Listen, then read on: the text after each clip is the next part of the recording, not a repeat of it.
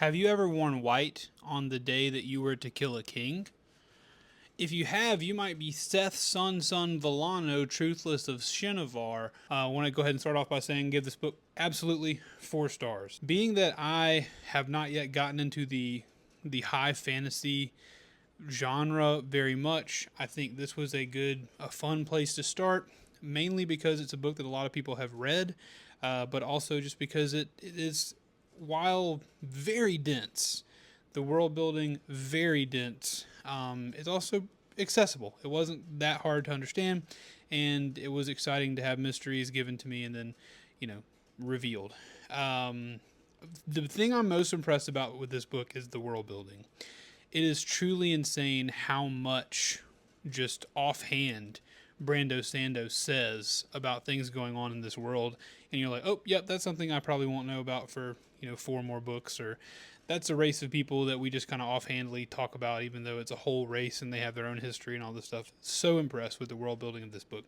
Secondly, all the characters, very endearing, really enjoyed them. Some of my favorites, I really like Kaladin as a character, really big Dalinar fan, big Shallan fan. I mean, these are most of the main characters of the book. I think the Szeth's story is very cool too. The main characters of the book, I like them all. I root for them all. I enjoyed the time that I spent with them. I thought the payoffs in this book were very good. A very fun read. If you like fantasy, you will like this book. Unfortunately, I just don't think that high fantasy is my genre. I found myself bored at times. I found myself thinking that the things that are happening are not quite earning the amount of pages, the amount of words I have to read to experience them happening. Just because, there's just so much going on. So much. I could have taken this book in 3 separate books. I would have read a book about each of these characters individually. I thought each of their plots were very good. But having all these characters and all these different places and them, some of them never meeting and some of them meeting only very close to the end and all this good stuff.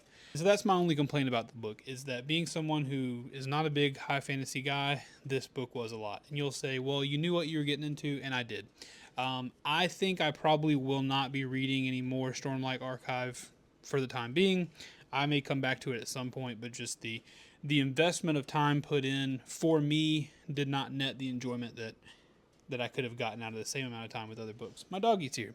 But if you love this book, I get it. You are right to love this book and this series. And it is a book well worth reading, and I'm glad I did. Thanks for watching.